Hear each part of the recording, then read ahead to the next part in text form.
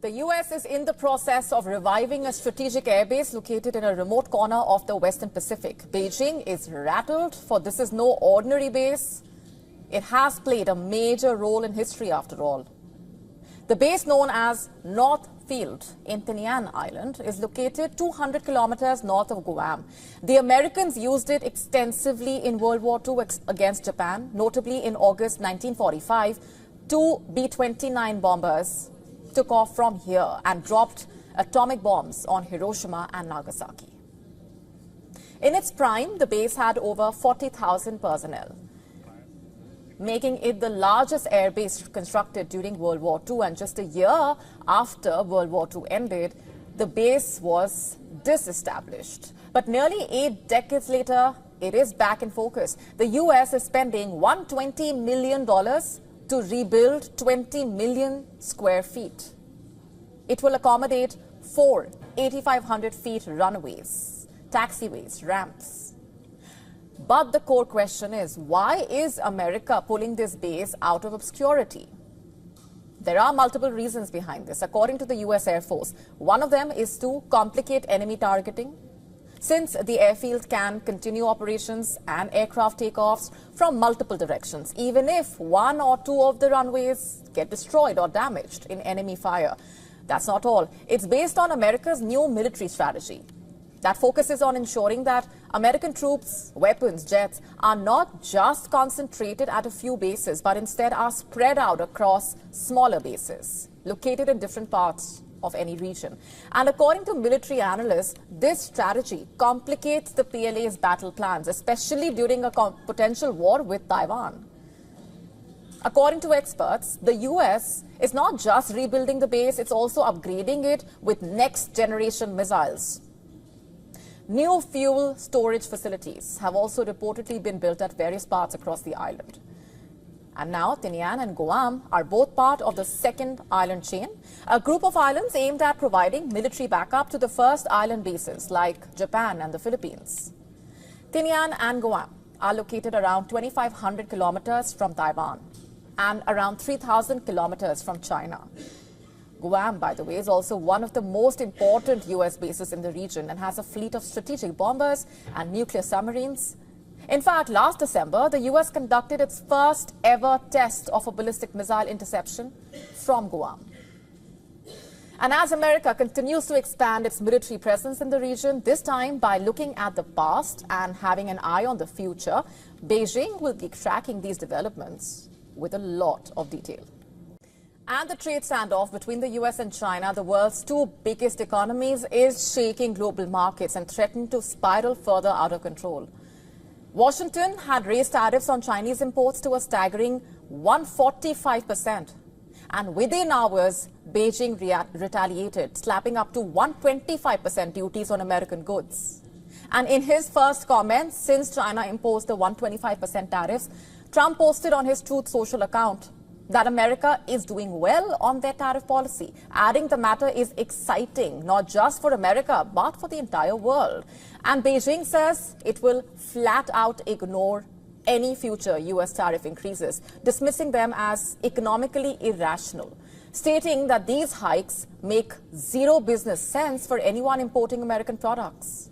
Now, just to put all of this into context, this week has been like a financial earthquake, to say the least, with the aftershocks rattling stock markets and investor confidence worldwide.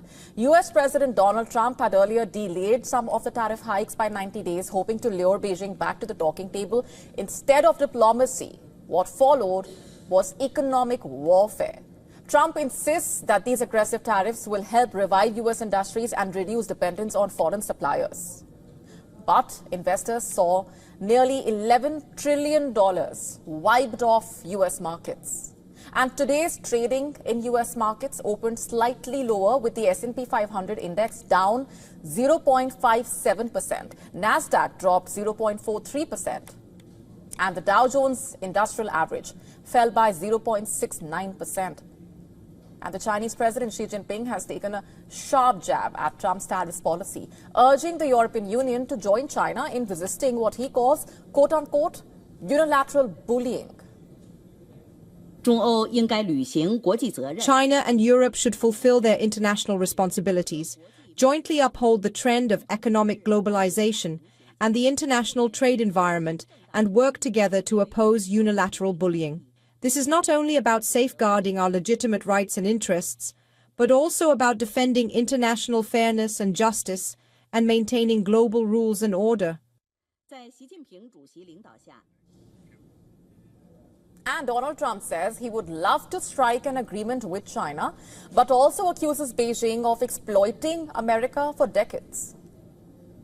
What happens with China? We would love to be able to work a deal. They've really taken advantage of our country for a long period of time. They've ripped us off beyond nobody. How people stood for it, sitting in my position, is not even believable. And we're talking about many presidents, not just a couple. But they did, and all we're doing is putting it back in shape. We're resetting the table. And I'm sure that we'll be able to get along very well. So with all of that playing out, the question is, what happens next? That is the trillion-dollar question, if you will. Speculation is mounting that China could use what analysts call the nuclear option, selling its massive pile of US Treasury bonds. At the start of this year, China held around $760 billion in US government debt, second only to Japan. Selling these could cause serious economic damage, bringing down bond prices, hiking US borrowing costs, and severely unsettling global financial stability. And on the other hand, the White House is reportedly considering removing Chinese companies from US stock exchanges. You heard that right. US Treasury Secretary Scott Bessent, in fact, told Fox Business, I'm quoting here, everything is on the table. He said it will ultimately be Donald Trump's call, and if that move goes forward, the consequences will be enormous, to say the least. According to data, till March 7, around 285 Chinese companies were listed on US markets, estimated to be worth over $1.1 trillion.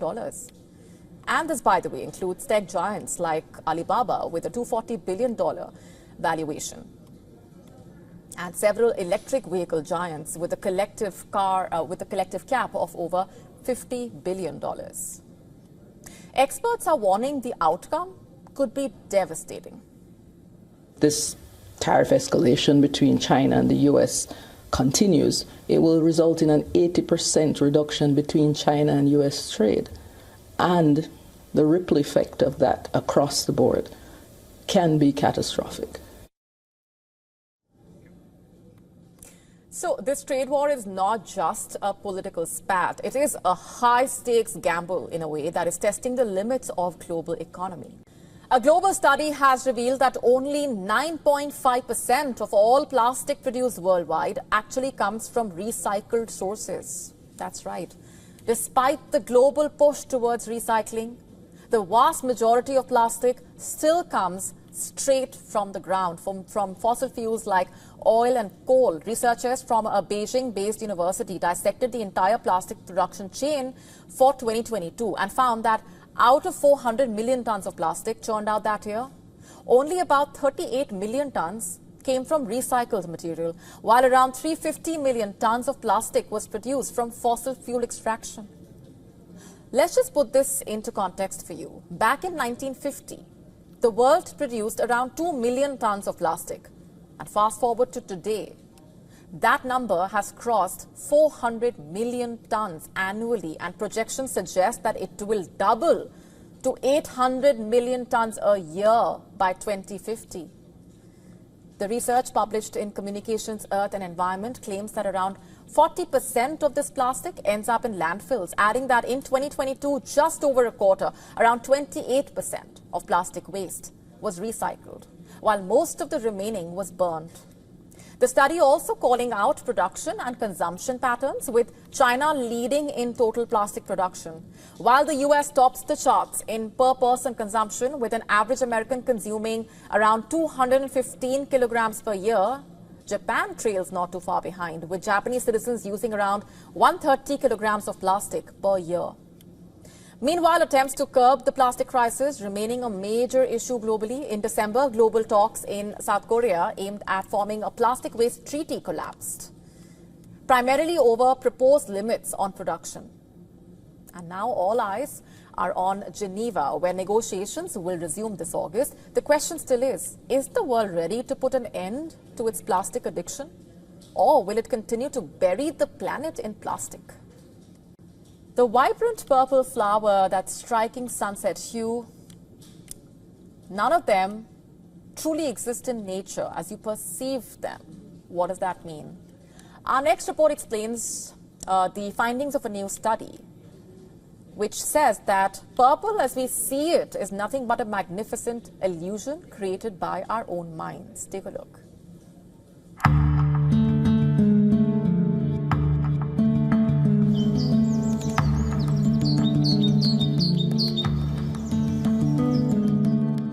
The natural world is bursting with color, from the deep blue of oceans to the fiery red of autumn leaves. Yet, among this spectacular palette lies a curious anomaly.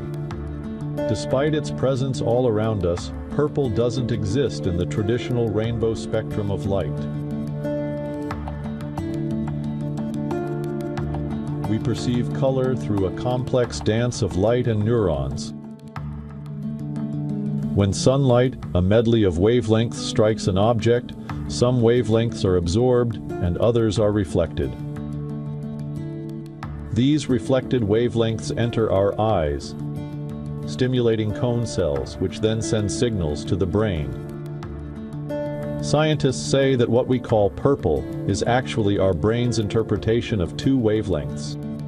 Simultaneously, red and blue, which sit at opposite ends of the visible spectrum. When both red and blue cone cells are stimulated but green ones aren't, our brain creates a new sensation, purple, that doesn't correspond to any single wavelength of light found in nature.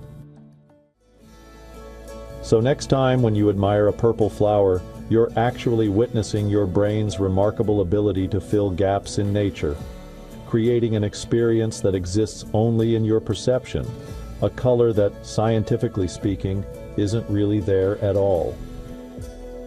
The purple we admire is a testament to the mind's ability to create something that does not physically exist.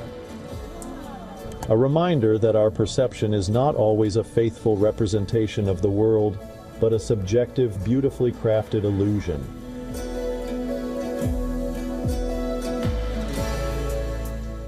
To stay up to speed with the latest news, download the WION app and subscribe to our YouTube channel.